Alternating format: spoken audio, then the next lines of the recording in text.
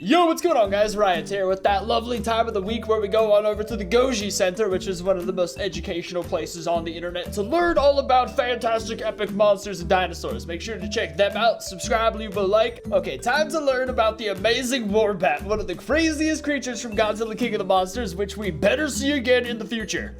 Graphic footage portraying multiple serpents. The Warbat is the newest addition to the MonsterVerse's arsenal of malevolent creatures. Malevolent? But, unlike the other titans, this monster literally stands head and shoulders above the rest, including Godzilla. What? Today we will be going in-depth behind the anatomical mysteries of this monster, as well as answering how large is this titan? How does it hunt? Does it possess special abilities? Oh shit! How can this creature even fly? This and more as we uncover the mysteries behind the ultimate snake titan. Wait, hang on a second. How does it fly? That's never actually crossed my mind before. It had a bit of a glide going, but yeah, actually, I don't know if it could. Hang on. Now that I think about it, I'm happy we're watching this video right now. Special thanks to NordVPN for sponsoring this video. Nord, you legends. And now, let's go back to analyzing the Warbat Super Titan species. Super Titan. Simply put, the Warbat, or Nozuki, seem to be gigantic snakes that reached the pinnacle of evolution within the Ophidian group of reptiles. Pinnacle? These new anatomical features could possibly be credited to the radioactive effects of the hollow Earth. Ooh. Let's begin with an estimated size calculation of this titan. The Warbats are briefly seen in the Godzilla vs. Kong trailer. By estimating the proportions of their elongated body in comparison to Kong, we can estimate that this titan can reach lengths of up to 800 to 900 plus feet, making it possibly the longest known titan in the MonsterVerse. Holy Us Jesus! Here in Goji Center got our hands on one of the Warbat figures that are set to be released in March in the US. We zoomed in on the head and found something interesting. Ooh. Unlike many other snake species, the Warbat seems to have its fangs on its lower jaw. Why is this important? We know that fangs located on the upper mandible are adjacent to venom ducts located in the upper posterior part of a snake's skull. If the Warbat's fangs are located on the lower jaw, that means that they are probably not linked to venom ducts and instead primarily used for piercing. Jesus! These lower piercers are similar to the ones found in the Payara fish, which are used to impale piranhas and other hard-to-eat prey. Look at this asshole! This thing just exists? Unbelievable! Oh my god, look at those teeth, dude! Holy crap, imagine that sinking into your leg. What do you even do? Just die? Which are used to impale piranhas and other hard-to-eat prey. This idea is further proved by the Warbat description in the Playmates figure packaging. Powerful enough to tear through armored vehicles with its massive fangs. Oh, there we go. Warbats are venom-winged monsters that hunt the hidden depths of the hollow Earth. So if these weapons are strong enough to pierce through armored vehicles, it is safe to assume that these fangs are possibly an evolutionary response to the types of prey the Warbat would hunt. In other words, Warbats could have preyed on smaller armored creatures. We aren't going to ignore the possibility that Warbats could spit poison. In the trailer, we see that once the Warbat's head collided with the ground and its counterpart, green fluid seemed to gush out of its mouth. I did notice that. In the real world, several species of spitting cobras are known to literally gush poison from their mouths onto their prey, sometimes going as far as aiming for the victim's eyes. Yeah, the snakes this are behavior bitches. is seen in the animated Godzilla series, where we see King Cobra spit at Zilla's eyes. It would not be a surprise to see this titan behave in a similar manner. But how would the Warbat eat its prey? Snakes are known for eating prey 2 to 3 times wider than their own heads. Good God! To achieve this, pythons, for example, can walk over their prey with their jaws. To illustrate this, we first need to understand that most snakes have 6 rows of teeth. There's so much 2 rows moisture in their lower jaw, 2 in their upper mandible, and another 2 on the roof of their mouths. These backwards-facing rows of teeth hold prey in place while swallowing it. We can assume that the Warbat's jaws are constructed the same way, given that Warbats are designed to be hyper-aggressive and highly sophisticated predators. Sophisticated. What makes the walking motion possible is a phenomenon called cranial kinesis, or pterygoid walk. which What? allows these two lower jaw segments to move independently, allowing the snake to drag its prey into its throat without the use of auxiliary limbs. That is so Additionally, badass. a ligature between the segments of the snake's lower jaw allows it to open its mouth wide enough to swallow large prey. And your But mother. is eating large, heavy animals practical for a titan like the Warbat? These monsters are apparently capable of staying airborne, so having a large prey item in its belly would be detrimental to its flight capability. Oh my God, Therefore, that's the so clues true. discussed so far make it evident that this Warbat possibly fed on smaller, armored creatures, which I'm telling you, man, the way this is going, I feel like they ate Doug. Titanus Douglas, which will probably be covered later in this video, that little fella who ate those little crab monsters, I feel like he's primary diet, because that's such a good point. If it was digesting a large mega meal, it would be able to fly. leads us to the next question. How did this titan hunt? There are a few theories about Man, the that thing's Warbat's huge. predatory methodology.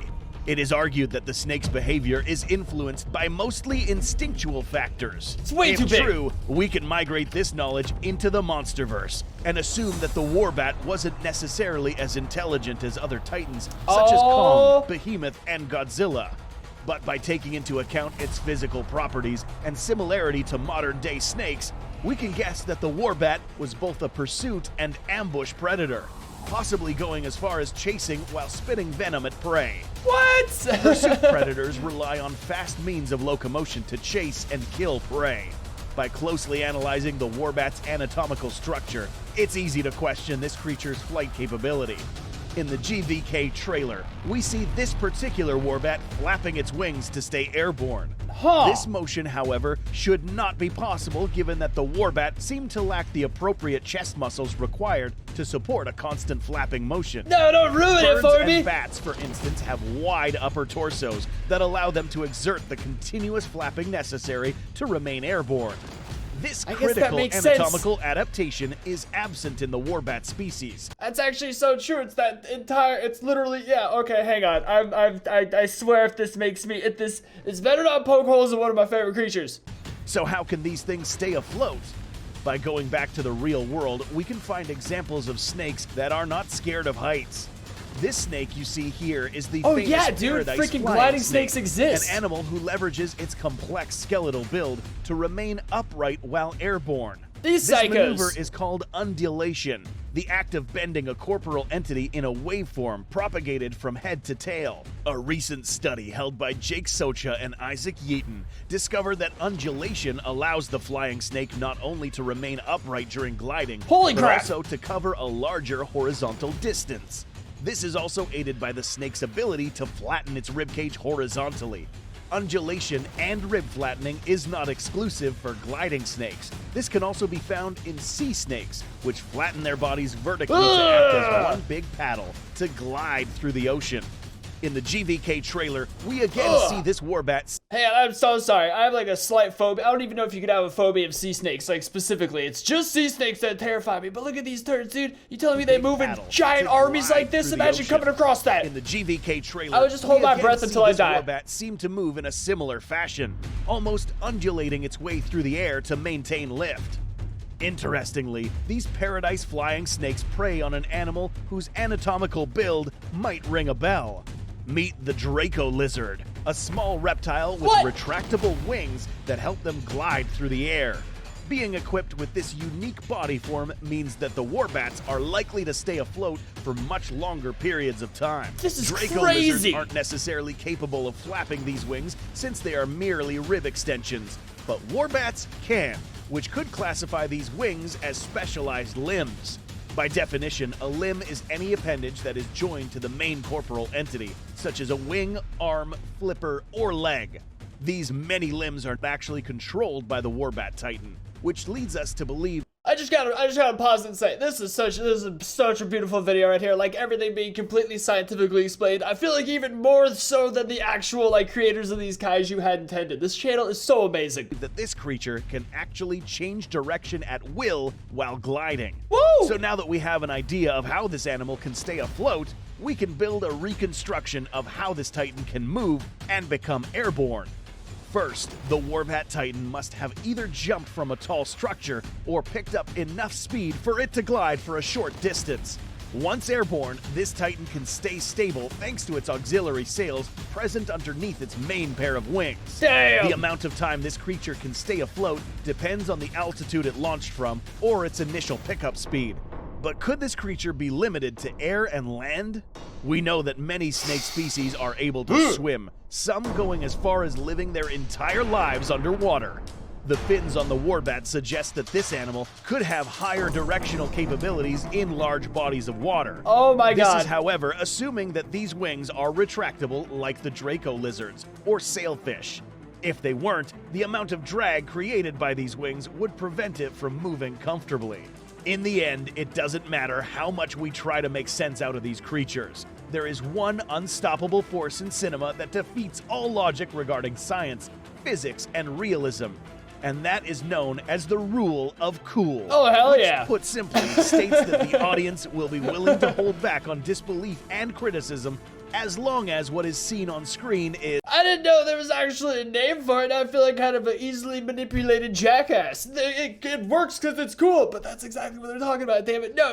Everything in this video is perfectly scientifically explained. Kaiju exist, and I can't hear you guys' judgment. Is awesome. Yes, that's a real thing.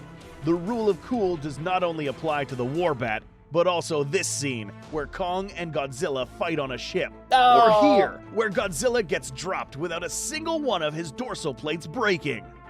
Do you they're think really that the tough. Warbat is strong enough to defeat any Titan in the Monsterverse? What other rule of cool examples can you find in this Kaiju universe? Let us know what you think in the comments. Nothing. It is all perfectly historically accurate. Every part of the movie is accurate and played out exactly how it would in real life. There is not a single error in any of it. No. The only part I thought was stupid in Godzilla vs. Kong was when they poured the alcohol on the keyboard and it like short-circuited Mechagodzilla's power. Like, what the hell kind of horrible routing situation do they have? That part made no sense. Another amazing video from the Goji Center. I love it. It helped me now. I can totally justify and explain the science behind the Warbats, and I can continue living in my own little cryo dome where I just believe all of this is 100% real. I mean, you can't prove it's not. We've only seen 5% of the ocean. You can't tell me what's down there. So yeah, leave a like on the video, subscribe to Goji Center down below, and I'll see you guys next time. Peace!